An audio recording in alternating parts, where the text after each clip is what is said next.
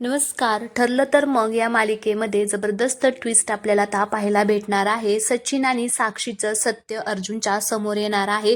तो स्वतःच्या डोळ्याने हे सगळं पाहणार आहे. तर आता आपण पाहतोय की सचिन आणि साक्षी भेटलेले असतात आणि ते दोघे जण एकमेकांच्या खूपच जवळ आलेले असतात. सचिनने साक्षीला किस सुद्धा केलेला असतो आणि हे सगळं आता अर्जुन पाठीमागून बघत असतो. त्याच्या पायाखालची जमीनच सरकते की मी हे काय बघत आहे. ज्यावेळेस तो घरी येतो तर सगळेजण आता डायनिंग टेबलवरती जेवण करण्यासाठी बसलेले असतात. तर अस्मिता बोलत असते की अर्जुनला माझी आठवण येत होती की काय. तर लगेच प्रताप म्हणत असतो की खूप खूप आठवण येत होती त्याला तुझी. तर मग लगेच अस्मिता म्हणत असते की आज खरं सूर्य दक्षिणेला उगवलेला असणार नाही तर सायलीशिवाय अर्जुनला कोणीतरी दिसतं का. अर्जुनला सायलीशिवाय माझी कशी काय बरं आठवण येईल.